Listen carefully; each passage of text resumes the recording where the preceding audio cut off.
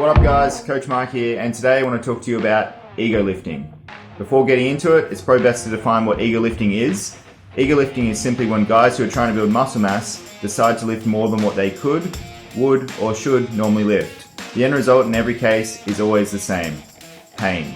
How do you know you're ego lifting? Well, besides from the obvious pain, there are three main indicators to look for, so pay attention. Number one, going too heavy. Every guy does this, and it's usually to impress somebody around them. The best amount of reps to lift the most amount of weight is a single rep. Hence, a lot of guys do 1RMs to inflate their ego rather than join a powerlifting club.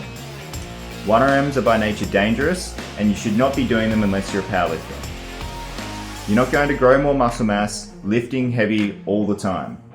Otherwise, every bodybuilder would look like a powerlifter, and every powerlifter would look like a bodybuilder. If you're trying to build muscle, you should be aiming for PRs in higher rep ranges. This minimises the risk of injury, and it's more relevant to the goals you're trying to achieve. Another sign of going too heavy is partial reps. I hate it when people do their reps partially. If I see one more guy in the gym doing an overloaded quarter squat or a 6-inch deep leg press with too much weight, I'm going to punch their teeth in.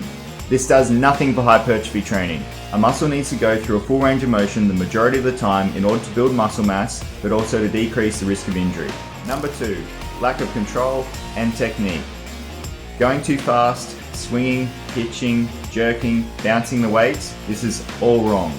This is a sign that you're lifting with your ego and not with your muscles. To get out of these bad cheating habits, instead try using controlled eccentrics or lowering of the weight, pauses, and avoid locking out your reps fully in order to keep the muscles under tension longer. Number three, masking pain. If something's giving you pain outside of the normal muscular burn, it is generally a bad thing. Relying on cortisone shots, anti-inflammatories, painkillers and the like to mask your pain is only going to delay that pain till later down the road, and it's likely going to be more aggressive than what it was in the beginning. Instead, leave your ego at the door, stop lifting heavy, go get some help, rehab an injury, refine your lifting technique, and humble yourself. Lift lighter loads, get your technique right until your body gets stronger the proper way. Everybody's made these three mistakes and lifted with their ego at some point, myself included. You know what the number one killer of progress is? It's injury. Trust me, that extra 20 kgs for a PB that you're trying to add overnight is not worth the 20 weeks of pain in the aftermath.